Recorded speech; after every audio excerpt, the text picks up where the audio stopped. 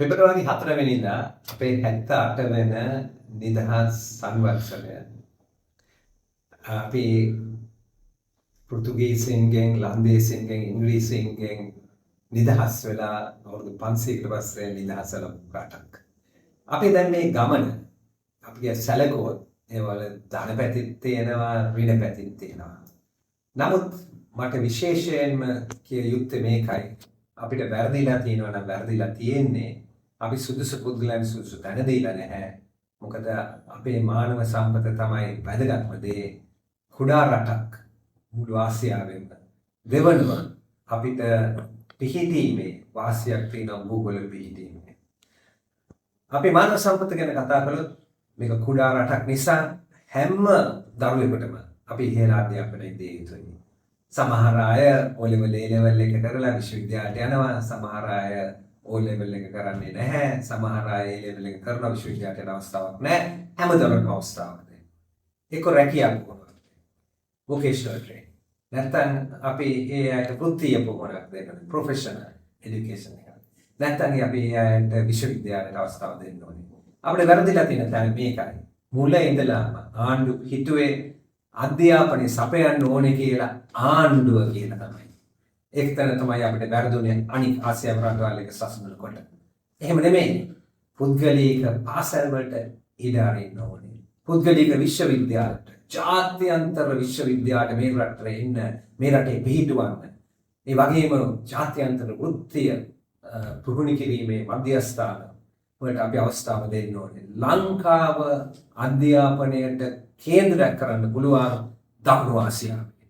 මෙන්න අපිට වැරදි තැන මේක තමයි අපි අනාගතයේදී අනිවාර්යෙන්ම හදාගන්නට ඕනේ. ඒ වගේම පිට රටවල් වල ශ්‍රී ලාංකිකයන් ජීවත් වෙනවා. මේ අයට ඉහළ අධ්‍යාපනයක් තියෙනවා, ඒ අයට තාක්ෂණය තියෙනවා, ඒ අයට ආයෝජනය තියෙනවා.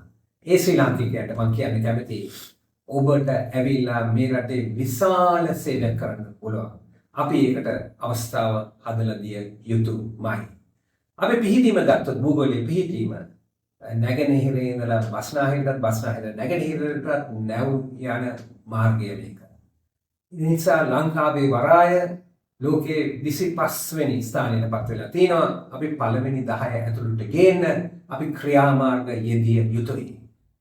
මේ කොළඹ වරාය ලංකාවේ වරාය අප්‍රිකාවට ඇතුළු වීමේ දුරටුව කළ යුතුයි. ඒක අපිට කරන්න පුළුවන් දෙයක්. ඒ වගේම අපිට තියෙන ස්වභාවික සම්පත් ටයිටේනියම් ග්‍රැෆයිට් තියෙනවා. මේවා අගේ එකතු කරන්න පුළුවන්.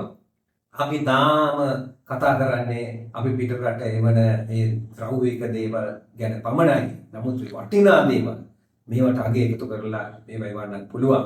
විශේෂයෙන්ම ඉලෙක්ට්‍රික් බැටරි දැන් හදාගෙන යනවා ලෝකේ. ඒකට ග්‍රැෆයිට් අවශ්‍යයි. ඉතින් ග්‍රැෆයිට් ටයිටේනියම් තියෙන්නේ මේ රටේ මේක තියෙන්නේ. ඊට පස්සේ සංචාරක ව්‍යාපාරය පුනර්ජනනීය සංචාරක ව්‍යාපාරය අපිට මුහුදු වෙරළ තියෙනවා, ඒ වගේ වන ජීවනය තියෙනවා, ඊට අමතරව වැදගත් ඉතිහාසයක් තියෙනවා. මේව බලන්න ලෝකෙ මිනිස්සු හරි කැමතියි. අපිට ඒක ගොඩනගා ගන්න පුළුවන්. එහෙනම් ඇයි අපි මේ ඉන්න තැන ඉන්නේ? මට කල්පනා කරන්න පුළුවන් එක දෙයක්. ඒක ඇවිල්ලා අපේ විශ්වාසය අපිට අඩුයි. විශ්වාසයේ හීනභාවයක් තියෙනවා, බියක් තියෙනවා. අපි කුඩා රටක්, දූපතක්, අනිත් අය අපි පාවල දෙයිද කියන අපි එකෙන් මිදෙන්න ඕනේ. අපි එකෙන් මිදලා අපි ඉස්සරහට එන්න ඕනේ. අපිට මේක කරන්න පුළුවන්. ඒ නිසා අපි එකතු වෙලා අපේ ජනතාවගේ ජීවන තත්ත්ව ඉහළ නංවන්න අපි එකතු වෙලා ඉදිරියට ගිහිල්ලා විදේශ ආයෝජනය, විදේශ තාක්ෂණය, විදේශ අයගේ දැනුම සියල්ලටම අපි විවෘත වෙමු. ඒව පාවිච්චි කරලා ලංකාවේ ජනතාවගේ ජීවන තත්ත්වය අපිට ඉහළ ගන්න පුළුවන්.